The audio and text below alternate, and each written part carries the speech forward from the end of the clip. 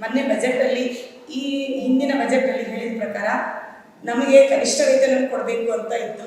ಅದರಲ್ಲಿ ನಮಗೆ ಅವರದೇ ಆದ ಅಧಿನಾಯಕಿ ಹೇಳಿದ್ದ ಮಾತನ್ನು ನಡೆಸದೇ ಇರ್ತಕ್ಕಂಥದ್ದು ನಮಗೆ ಭಾಳ ಬೇಜಾರನ್ನು ತಂದಿದೆ.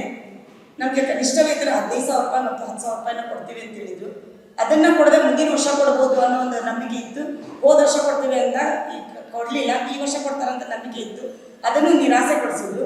ಅದರ ಜೊತೆಗೆ ನಮಗೆ ಸೀರೆ ನಾವು ಬೇಕಿರಲಿಲ್ಲ. ಆ್ಯಕ್ಚುಲಿ ಸೀರೆಗಳಿದಾವೆ, ಅವ್ರು ಕೊಟ್ಟಿರದೆ ಒಂದು ವರ್ಷ ಕೊಟ್ಟಿರೋದನ್ನ ಹಿಂದೆ ಹಾಕಿ ಮುಂದ್ಗಡೆ ಕೊಟ್ಟಿರ್ತಕ್ಕಂಥ ಸೀರೆಗಳಿದಾವೆ. ಸೀರೆ ಅವಶ್ಯಕತೆ ಇರಲಿಲ್ಲ, ನಮಗೆ ಸೀರೆಯನ್ನು ಬೇಕಾಗಿರಲಿಲ್ಲ. ಸೀರೆಯನ್ನು ನಾವು ವಾಪಸ್ ಕೊಡ್ತೀವಿ. ನಿಜವಾಗ್ಲೂ ಅದನ್ನೊಂದು ಅಭಿಯಾನ, ನಮ್ಮ ಸಹೋದರರು ಹೇಳಿದ ಪ್ರಕಾರ ನಾವು ಅದೊಂದು ಅಭಿಯಾನವನ್ನು ಹಾಕೋತೀವಿ. ನಮಗೆ ಬೇಕಾಗಿರೋದು ಕನಿಷ್ಠ ವೇತನ.